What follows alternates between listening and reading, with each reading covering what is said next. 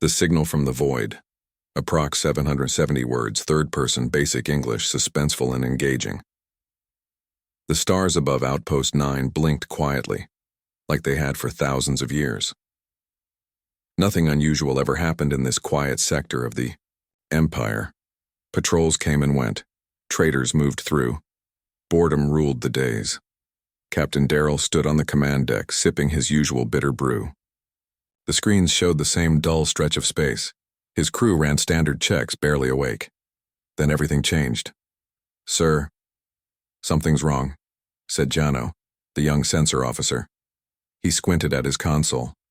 I have a signal, but it's not from our systems. It's not from any known ship."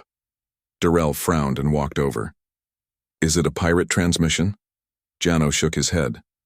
"No, sir. It's clean, powerful, but it doesn't match anything in the Empire's database." Before Darrell could speak, the lights dimmed for a moment.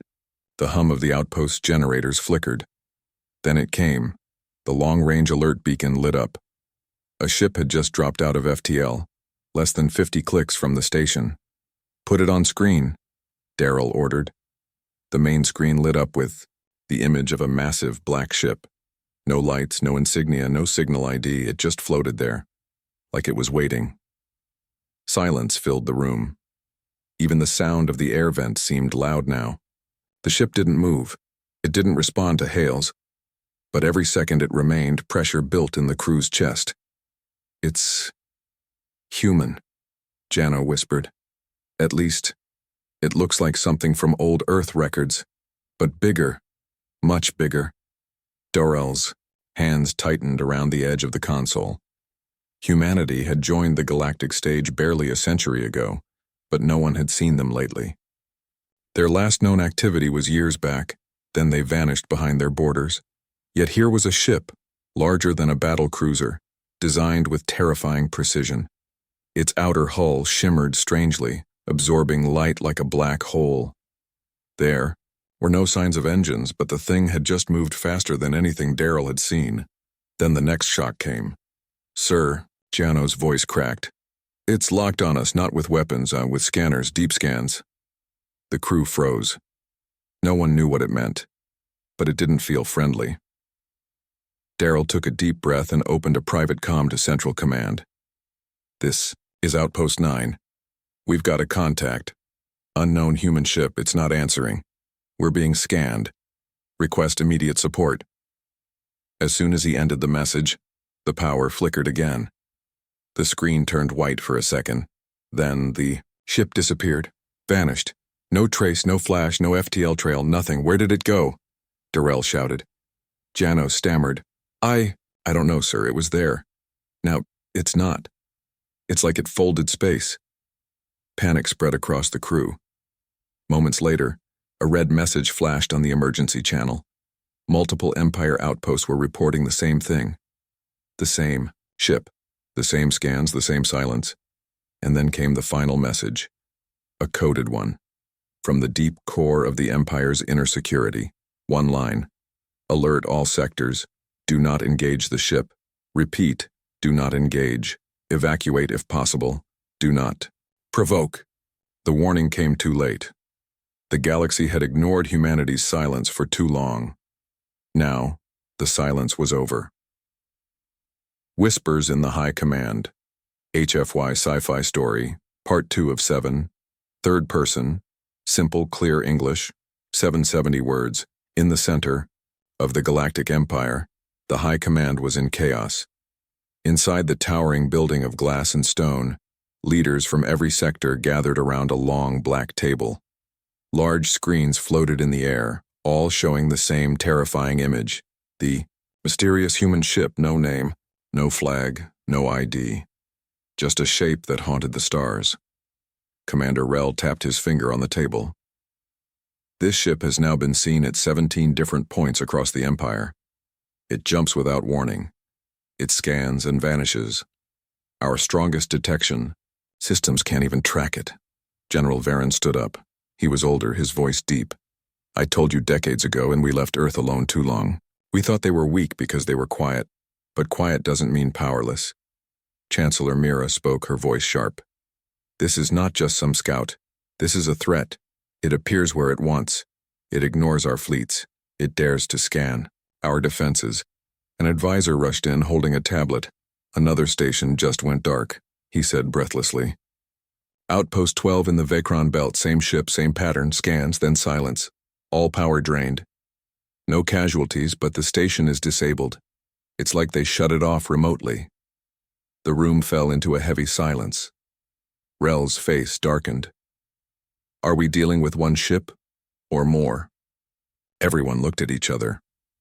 We don't know, the advisor answered. It could be one ship moving faster than we can understand, or an entire fleet doing the same thing. Mira stood. I want contact with Earth. Immediate. Send a diplomatic channel, request an explanation. Baron shook his head. You won't get one. They went silent for a reason. They shut their gates, erased records, and vanished behind tech barriers even we couldn't breach. Rel added. They weren't hiding. They were preparing. Just then, the lights in the command room dimmed for a second. Everyone froze. Don't. Tell me it's here, Mira whispered. No, it's not, said a tech from the corner, tapping rapidly on his screen. But there's something new. A transmission. Uncoded. He placed it on speaker. A voice came through, human, deep, clear. You built your empire on fear and fire. Now you'll learn what silence was hiding. The message ended. No origin. No trace. Just a voice floating through the galaxy. The leaders looked at one another. Fear was no longer hidden in their eyes. This is a declaration, Baron said. Rel nodded slowly. But not of war. This is judgment. Far from the central systems on a forgotten moon base, an old scientist named Carr watched the events unfold on a dusty monitor.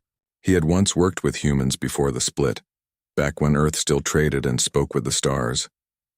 He stared at the image of the ship and whispered to himself. They said the humans would return one day. But they wouldn't come with armies. They'd come with something no one could stop. He looked up. They weren't lying. The Fleet That Vanished. HFY Sci-Fi Story. Part 3 of 7. Third person. Simple, clear English. 770 words. Captain Roan of the Imperial 7th Fleet was known for his pride.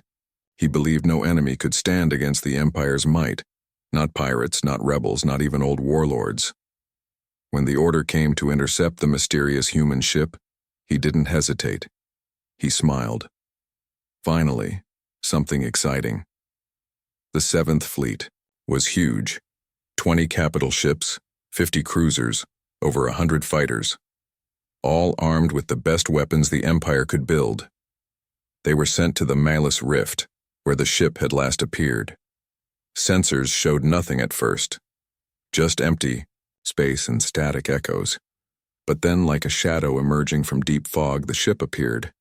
It didn't jump in. It didn't warp. It just appeared right in front of them. Contact confirmed, shouted the tactical officer. Same energy signature, no ID. It's matching the pattern from previous sightings. Roan stood straight. Weapons ready. Send warnings. Demand identification. The crew sent the standard warning in every major galactic language. The response? Silence. No lights. No signals. Just that dark ship, motionless. Roan narrowed his eyes. Lock all forward guns. If it moves, we fire. Seconds passed, then a minute. The ship remained still until it didn't. It didn't move like other ships. It shifted, as if space bent around it. One moment it was a few clicks away. The next, it was right in front of the fleet's lead destroyer. Before Roan could shout, the lights dimmed. Every screen flashed white. The ship emitted a pulse. A wave of silent energy that passed through every Imperial vessel, and everything stopped. Engines died. Shields dropped. Weapons shut down. Panic erupted across the fleet. Sir, we're losing power across all systems. Backup won't respond. Communications are dead. The ships were floating, powerless, like toys in space. And then came the second pulse. But this one was different. It wasn't just energy. It was data. Streams of coded signals flooded their systems. Strange, beautiful, terrifying. Every display, filled with symbols and patterns no one understood. One by one, the ships went dark. No damage, no explosions, just nothing. Command lost all contact with the 7th Fleet in under 60 seconds. Roan's last message never even reached HQ. His final words, spoken in shock before the transmission ended, were, "It's not attacking. It's showing us we're already defeated." Back on the Imperial homeworld, silence filled the war room. Commanders stared at the blank screens. No ship logs, no debris, just total loss. Chancellor Mira slammed her fist on the table. How can an entire fleet disappear? What kind of weapon does that? Rel whispered. It's not a weapon, it's control. The ship didn't need to fight. It took them. General Veron stood still. This is a new kind of war. Not for planets, not for power, for fear, for dominance. And we're already losing. Meanwhile, somewhere in deep space, the mysterious ship floated alone. Inside, a figure sat calmly in a dark chamber watching a sea of holograms, fleet names, Imperial data, enemy patterns. The figure, a human, smiled slightly. They still don't understand. Let them fear. The ship vanished again, silent, unseen, but not forgotten. The Gods from the Forgotten World, HFY Sci-Fi Story, Part 4 of 7. Third person, simple, clear English, 770 words. News of the 7th Fleet's disappearance spread fast. Across star systems, stations, and colonies, the story changed with every telling. Some said the Empire's ships were turned into dust. Others claimed they were pulled into a different dimension. A few whispered that the fleet had bowed to the humans and now served them. But the one truth everyone accepted was simple. The fleet was gone, and the mysterious human ship was the reason. On the desert world of Thalos, in a village made of stone and dust, an old alien named Iraq sat with young ones gathered around. He had lived through the last human war long ago, before Earth closed its borders. He looked up at the evening sky. "They've returned," he said softly. I told you the silence was not peace, it was warning." A young girl, with bright green skin and wide eyes, asked, "Why do they come now, Elder?" Iraq shook his head. "Because the Empire grew arrogant. They believed silence meant surrender. But humans, they do not forget. They only wait." On a mining colony orbiting the gas giant Vela, workers stopped their drills. A strange signal came through the comms. Not words, but images, moments from Earth's past wars. Battles, fire, ships moving like shadows. A message clear without speech. Do not test us. The miners, simple folk, sent the footage to their system governor. But before the Empire could respond, the colony's main computer locked up. A single symbol appeared on every screen, a human eye, watching. In the markets of the Olan Belt, merchants whispered of human sightings.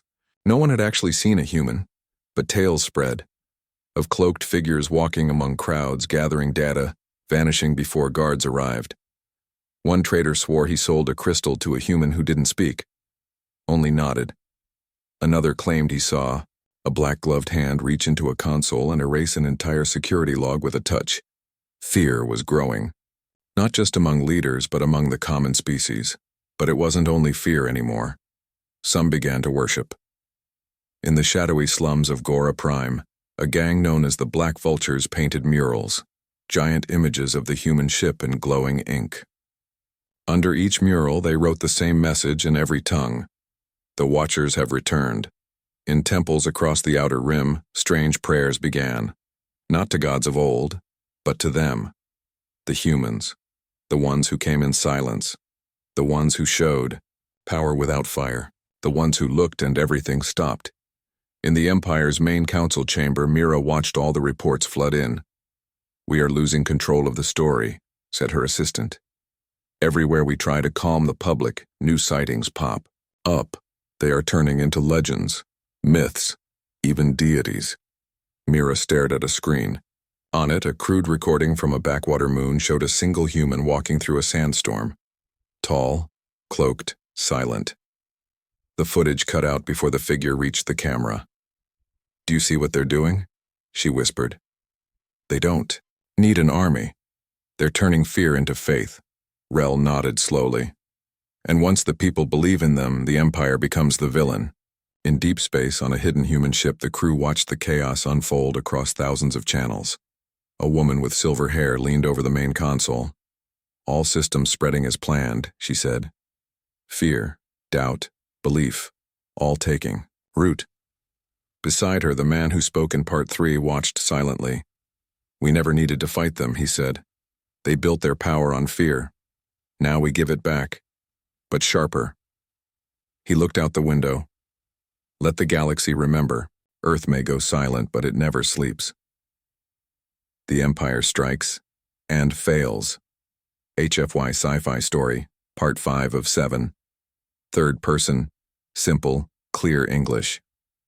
770 words. The Galactic Empire had no choice. The High Command could no longer sit still while outposts went dark, fleets vanished, and faith in human ghosts spread like wildfire. Fear was turning into rebellion. The people were no longer looking to the Empire for protection. They were waiting for the humans. So in desperation, the Empire launched Operation Clean Sky, a direct strike force not to destroy but to capture the mysterious human ship. If they could bring it in, study it, break it, maybe they could regain control. Maybe. Admiral Kezor was chosen to lead the mission. His fleet, though smaller than the lost 7th Fleet, was hand-picked. Elite pilots, top engineers, hardened Marines. They had all been briefed. You will engage. You will disable. You will capture. No destruction, unless necessary. They were sent to Sector E-17, the last place the ship had appeared. On the 3rd day, it showed up. Same as before, without warning, without sound. It drifted slowly in front of them, as if inviting the challenge. Kezor grinned. "Launch the hooks. Prepare boarding ships." Dozens of smaller vessels shot out from the Empire's cruisers. Each one carried teams of soldiers and techs. As they neared the ship, scanners began to fail again. No life signs, no power signals, but the hull is alive, one tech whispered. The moment the first boarding pod latched onto the ship's outer wall, it happened. The wall opened on its own. A long black corridor greeted them, silent, lit with pale blue light. The teams stepped, inside weapons drawn. Inside there were no guards, no traps, only silence, and strange glowing lines running along the walls like veins. One Marine touched the wall. His weapon shut down instantly. Another took a step forward. The lights followed his movement, reading him. A voice echoed in their heads, not from speakers, but directly inside their minds. "You seek to capture us? You cannot hold what does not belong to you."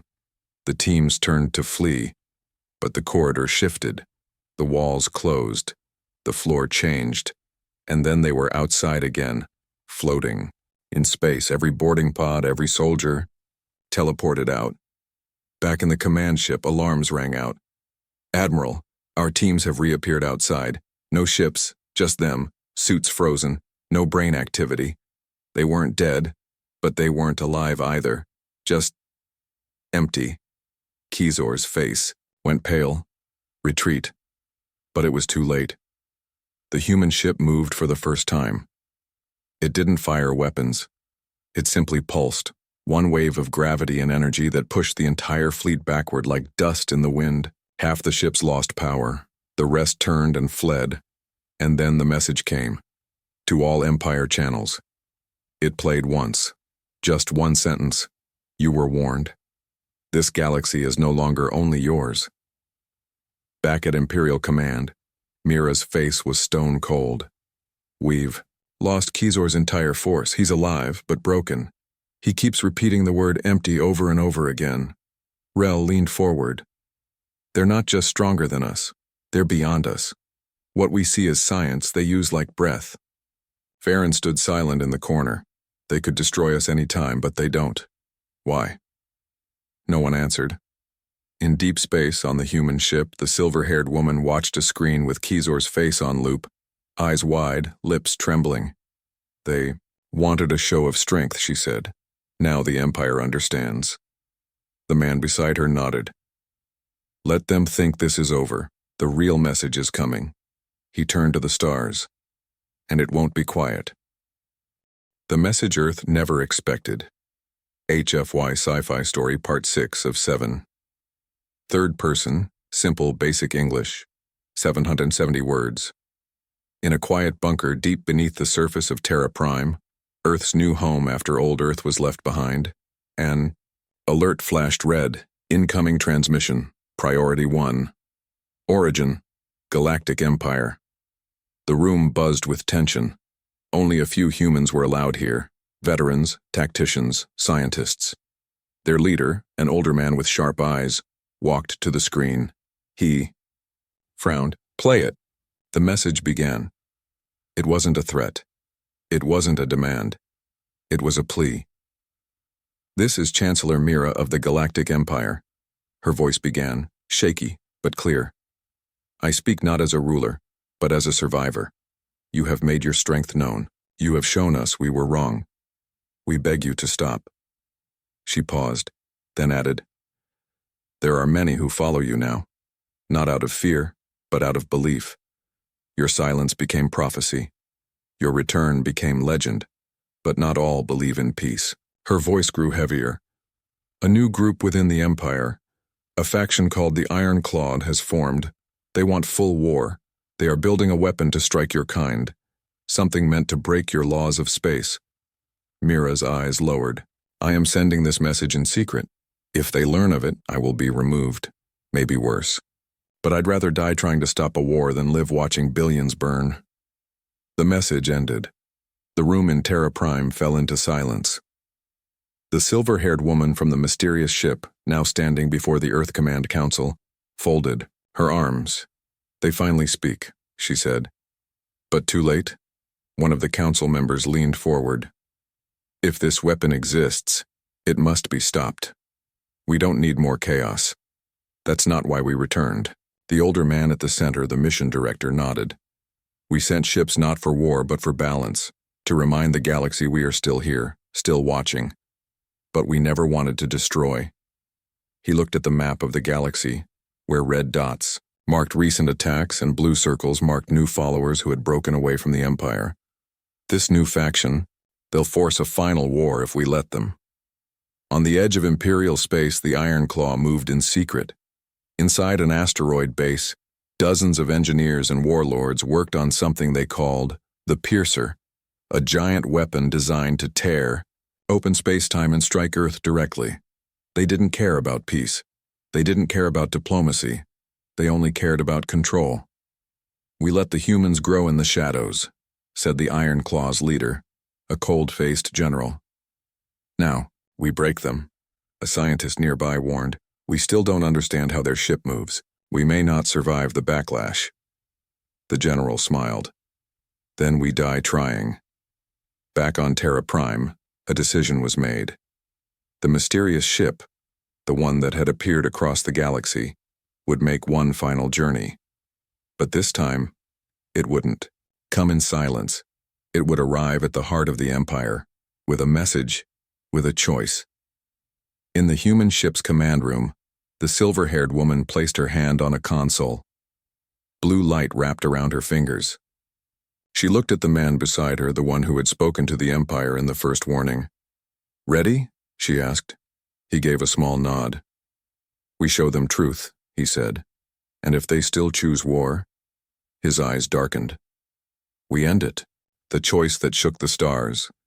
HFY Sci-Fi Story, Final Part, Part 7 of 7.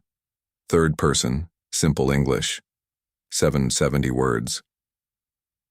The skies above the Imperial capital turned black without warning, not from clouds, not from warships, but from the shadow of one ship, the human ship, hovering silently above the most powerful planet in the galaxy. Panic hit the streets. Sirens screamed. Troops ran. Defense shields snapped into place. But deep down, every citizen, every soldier, every leader already knew. They couldn't stop it. Inside the Imperial Palace, Chancellor Mira stood tall before her council. Her face was pale, but her voice was strong. "We started this," she said, "by thinking silence meant surrender. Now we face the result." Some generals shouted to fire weapons. Others begged to surrender. But no orders came. They all stared at the screen where the ship waited. Then, without sound or flash, a beam of light touched the palace roof, and two figures appeared in the grand hall. Human. The silver-haired woman and the man who had sent the galaxy into chaos with just one message. No armor, no weapons, only eyes full of warning. Gasps echoed through the chamber. Guards raised weapons, but Mira raised her hand. "No, let them speak." The man looked around. He wasn't angry. He wasn't proud. Just calm. "You built a galaxy on fear," he said. "You called it peace. We vanished, not to escape, but to grow, to watch, to understand." He paused, stepping closer. "You have one more chance." Then the silver-haired woman spoke. "The weapon you're building, the one hidden in the asteroid belt, is nearly complete. If you fire it, not only will you fail, you will break the galaxy. You will open something you cannot close." Silence. Mira swallowed hard. "You know of the piercer?" The woman nodded. "We've already disabled the engineers. One more act of violence, and we'll make sure your empire falls forever." Suddenly, a sharp alarm rang through the chamber. One of the council's techs shouted, "A signal from the asteroid base. The Iron Claw has launched the piercer. It's targeting Terra Prime." Mira gasped. The human woman turned her head slowly. "It's too late then." The man closed his eyes and whispered, "Then we answer." Far in space, the piercer glowed red. Its tip pointed toward Earth's hidden world. Energy built up. Space cracked like glass, then everything stopped. The human ship appeared next to the weapon, surrounded by swirling blue energy. It absorbed the pulse, swallowed it whole. And then, the entire asteroid base vanished. No blast, no trace. Just gone. Back on the Imperial planet, Mira fell to her knees. "You could have destroyed us," she whispered. "We still can," the man replied. "But that's not why we returned." The silver-haired woman stepped forward. "You must rebuild, not through fear, but through respect, through truth." She placed a small device on the council table. "A gift, a key. Share it or keep it. But remember, Earth watches." They turned. The beam of light returned, and the two humans disappeared. Across the galaxy, screens lit up with one final message from Earth. "We are not gods. We are not ghosts. We are human. And we are back." In the weeks that followed, the Empire fractured but didn't fall. The Iron Claw was hunted down. The myths began to fade, replaced by facts. Records of Earth were restored, communication reopened, and slowly, the galaxy changed, not because Earth conquered it, but because they reminded it what power really looked like.